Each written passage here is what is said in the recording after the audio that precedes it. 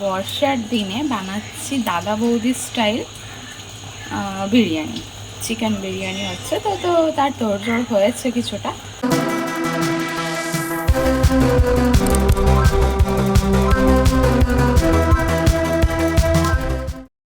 চিকেনটা ভালো মতো ধুয়ে নিয়ে হালকা কাট করে রেখেছি যাতে মশলাগুলো চিকেনের মধ্যে ঢুকে যায়। আর চিকেনের এক একটা পিস ছিল প্রায় 250 গ্রামের মতো, একটু বড় সাইজেরই রয়েছে।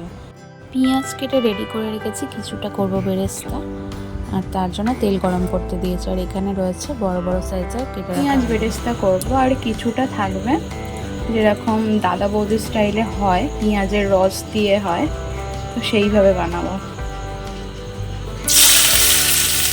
তেলটা খুব ভালো করে গরম করে নিয়ে এর মধ্যে পেঁয়াজ দিয়ে দিলাম।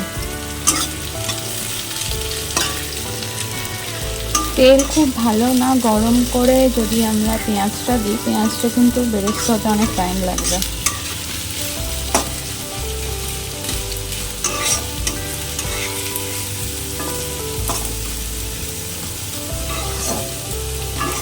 আর হাই ফ্লেমেই ভাজবো আমি পেঁয়াজটা। যদি লো ফ্লেমে ভাজি তাহলে কিন্তু পেঁয়াজটা নরম হয়ে যাবে খুব তাড়াতাড়ি, ক্রিস্পিনেসটা থাকবে না। বেরেস্তাটা তুলে রেখেছি টিস্যুর উপরে যাতে এক্সট্রা অয়েলটা অ্যাবজর্ব করে নেয়। বাসমতি চাল ধুয়ে ভালো করে 1 ঘন্টার মতো ভিজোতে দিয়েছি। আর এদিকে আমি ততক্ষণ করে নেব বিরিয়ানি মশলাটা। মশলাগুলো একটু ড্রাই রোস্ট করে নেব। হালকা ঠান্ডা হওয়ার পর এটা মিক্সিতে গুঁড়িয়ে নেব। এর মধ্যে রয়েছে শুকনো লঙ্কা, তেজপাতা, ছোট এলাচ, বড় এলাচ, লবঙ্গ, গোলমরিচ, গোটা জিরে, গোটা ধনে, সাহা জিরে, সাহা মরিচ, জায়ফল আর জয়ত্রী। তো এইগুলো ভাজার পর আমি চলে এসেছি এবার মেইন রান্নার মধ্যে। তো এখানে আমি তেল নিয়েছি, সাদা তেল, তার সাথে দিয়ে দিলাম 1 চামচ গাওয়া ঘি। আর এখন আমি করে নেব পেঁয়াজটা ভাজতে দিয়েছি, মানে এটা পেঁয়াজের রস করব, মানে দাদা বৌদিতে এটাই করে, ওরা এটাকে পেঁয়াজের রসই বলে। একটু লাল হয়ে এলে এর মধ্যে অ্যাড করব আদা রসুনের পেস্ট। এখানে আপনারা চাইলে আদা রসুনের রসটাও ব্যবহার করতে পারেন, তো আমি আদা রসুনের পেস্টই ব্যবহার করলাম। আর এটা ভালো করে কুক হয়ে গেলে দিয়ে দেবো হালকা গরম জল, একদম উষ্ণ গরম জল, ফুটন্ত নয়। তো এরপরে এর মধ্যে দেবো হলুদ গুঁড়ো আর কাশ্মীরি লঙ্কা গুঁড়ো, আর তার সাথে স্বাদ মতো নুন। নুনটা একটু বেশি পরিমাণে দিতে হবে কারণ আলুটা এর মধ্যে অ্যাড করব। আলুটা কুকিং হওয়ার পর এর মধ্যে মাংসটা অ্যাড করব, তো সেই অনুযায়ী নুনটা দিতে হবে।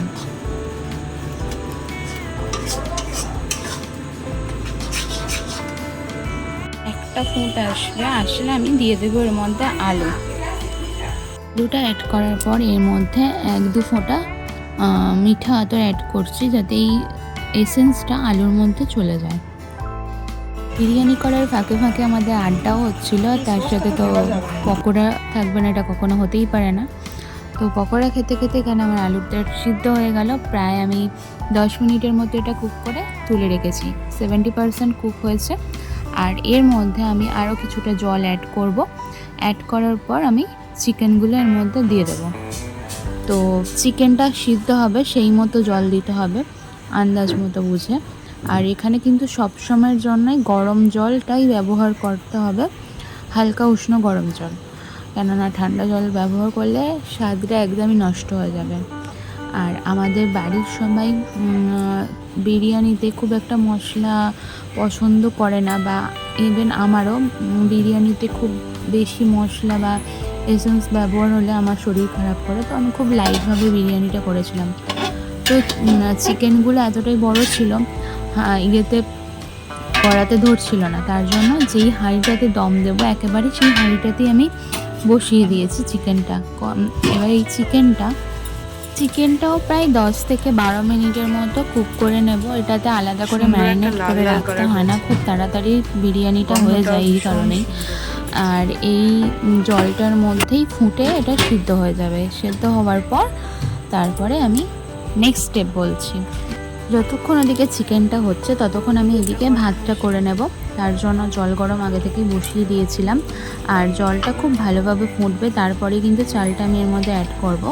আর এর আগে আমি দিয়ে দিচ্ছি গরম মশলা, মানে তেজপাতা, লবঙ্গ আর ছোটো এলাচ। আর এর মধ্যে নুন দিতে হবে ভাতটা করার আগে। এই নুনটা কিন্তু একটু বেশি পরিমাণেই দিতে হবে। দিয়ে চাপা দিয়ে রাখবো, টকবক করে জল ফুটবে, এরপরে আমি চালটা তুলে দেবো। এখানে আমি প্রায় 1.5 কিলো চাল ইউজ করছি। চালটা কিন্তু অতি অবশ্যই 1 ঘন্টা ভিজিয়ে রাখতেই হবে, তবেই কিন্তু ভাতটা ঝরঝরে হবে। আর চাল ধোয়াটাও খুব ম্যাটার করে এখানে। একদম যতক্ষণ না পর্যন্ত জলটা সাদা হচ্ছে চালটা ধুতেই থাকতে হবে। এটা বসিয়ে দিয়ে আমি দুধটা রেডি করে নিচ্ছি। দুধের মধ্যে আগে থেকে আমি কেশর ভিজিয়ে রেখেছিলাম, আর এর মধ্যে আমি মিঠা আতর, কেওড়া জল আর গোলাপ জল অ্যাড করে রেখে দেবো চাপা দিয়ে। যদি কেউ আমার মতো লাইট বিরিয়ানি খেতে চান তাহলে অবশ্যই কিন্তু মিঠা আতর আর কেওড়া জল আর গোলাপ জলের পরিমাপটা কম দিতে হবে। যখন আমি বিরিয়ানিটা দমে দেব তখনও কিন্তু তার মধ্যে কিছুটা এইগুলো দিতে হয়, এসেন্সগুলো। তো এই পরিমাণটা একটু কম দিলেই কিন্তু আর বিরিয়ানিটা খুব হেভি হয় না, একটু লাইট ওয়েটই থাকে। তো এটা ভালো করে মিশিয়ে আমি ঢাকা চাপা দিয়ে রেখে দেবো।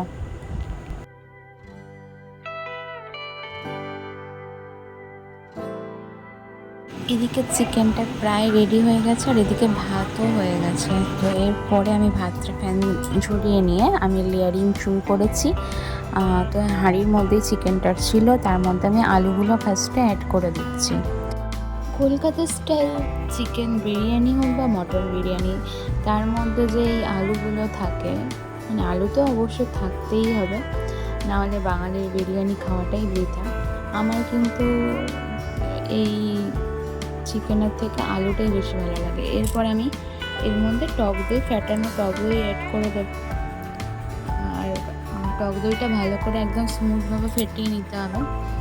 তো ভালো করে টক দইটা অ্যাড করার পর আমি ভাতটা অ্যাড করব। এবার দিয়ে দিচ্ছি হোমমেড বিরিয়ানি মশলা। আপনারা কিন্তু চেষ্টা করবেন এই মশলাটা নিজেরাই বানাতে বাড়িতে। এর কিন্তু টেস্ট অনেক বেশি হয় যেগুলো রেডিমেড মশলা পাওয়া যায় তার থেকে। তো ভাতটা ভীষণই গরম ছিল, তো আস্তে আস্তে আমি কিছুটা হাফ ভাত ঢেলে নিয়েছি, দিয়ে চাড়িয়ে দেব, তারপরে আবার কিছুটা দেব। অর্ধেক ভাতটা স্প্রেড করার পরে আমি এর মধ্যে দিয়ে দেব আগে থেকে রেডি করা যে দুধটা ছিল সেটা। তো এই দুধটা খানিকটা দেব, তার মধ্যে হচ্ছে কি যে বিরিয়ানি মশলা দেব, তারপরে আবার খানিকটা লেয়ারিং করব। তো বাদবাকি ভাতটা দিয়ে দিলাম, এরপরে বাদবাকি বেরেস্তা আর হচ্ছে দুধ সব কিছু অ্যাড করে এটা দমে বসাতে দেব। ফার্স্টে হচ্ছে কি যে একটা তাওয়া গরম করে তারপরে আমি বসাবো, আর ওটা হচ্ছে হাই ফ্লেমে থাকবে ফার্স্ট 10 মিনিট, লো ফ্লেমে থাকবে 15 মিনিট, দেন হচ্ছে পুরো গ্যাস বন্ধ করে দিয়ে আরও 10 মিনিট রেস্টে রাখতে হবে। তো এর মধ্যে দেখো দুধটা বাদবাকি যেটা ছিল সবটা দিয়ে দিলাম, আর যে গরম এই বেরেস্তা ভেজে রেখেছিলাম কিছুটা হচ্ছে মাংসতে অ্যাড করেছিলাম, আর কিছুটা ছিল সেটা ওপরে দিয়ে দিচ্ছি, আর বাদ বাকি যে মশলাটা রয়েছে সেটা ওপরে ছড়িয়ে দেব। আমি কিন্তু এখানে দেখতে পাবে আমি ঘিটা এখন অ্যাড করছি না, হচ্ছে ঘিটা অ্যাড করব যখন আমি এটা দম থেকে খুলব তখন।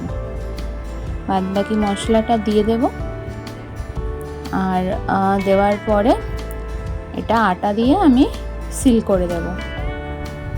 আমি এখানে আটা দিয়ে সিল করছি, আপনারা চাইলে কিন্তু ফয়েল পেপার দিয়েও এটা সিল করতে পারেন।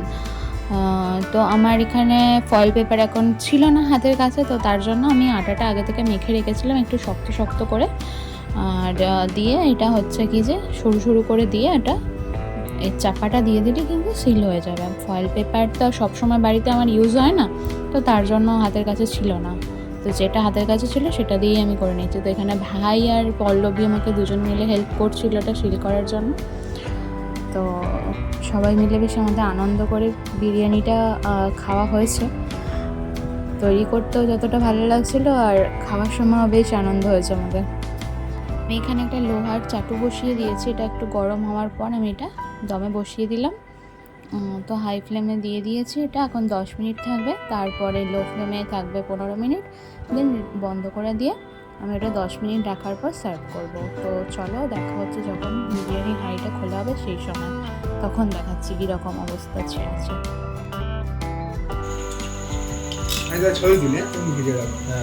সেই ঐতিহাসিক মুহূর্ত, হ্যাঁ ভিডিও শুরু হয়ে গেছে। বিরিয়ানির হাঁড়ি এখন খোলা চলছে, আস্তে খুলছে, এখন উঠছে উঠছে উঠছে উঠছে উঠছে, উড়ে গেল, খুলে গেল, ঝরে ঝরে পড়ছে, ঝড়িয়ে পড়ছে, ঝড়িয়ে পড়ছে। এবার দেখা যাচ্ছে ঘি ঝড়িয়ে পড়ছে, ঝড়িয়ে পড়ছে, ঝড়িয়ে পড়ছে। সেই ঐতিহাসিক মুহূর্ত, সেই ঐতিহাসিক মুহূর্ত। সবাই হাসছে কিন্তু জানে না এর কি মহত্ব। তোমরা কি জানো? জানলে আমাদেরকে কমেন্টে বলো। সেই কালার বেরোচ্ছে তো। ও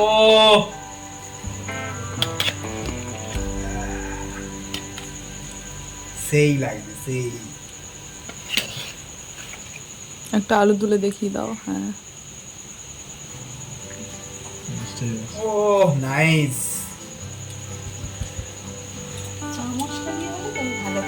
বিরিয়ানি তো একদম রেডি হয়ে গেছে, এবার হচ্ছে সার্ভ করার পালা। আর এখানে সবাই মিলে বসে খুব ইয়ার্কি মারছিল, তো সবাই একসাথে মিলে খাওয়া হয়েছিল। আর ভাই আর বাবু দুজনে মিলে হচ্ছে কি যে যখন আমি খুলছিলাম খুব হাসাহাসি করা হচ্ছিল। এমনিতেই আমাদের সারাক্ষণ খুব হাসাহাসি করা হয়। তো যাই হোক, আমার এই দাদা বৌদি স্টাইল বিরিয়ানিটা কীরকম লাগলো জানাতে কিন্তু একদম ভুলবেন না। আর যদি ভালো লেগে থাকে তাহলে একটা লাইক করবেন, আর চ্যানেলে নতুন হলে সাবস্ক্রাইব করতে কিন্তু ভুলবেন না। তো আজকের মতো এখানেই ভিডিও শেষ, টাটা, দেখা হবে অন্য কোনো ভিডিওতে। ধন্যবাদ পুরো ভিডিওটা দেখার জন্য।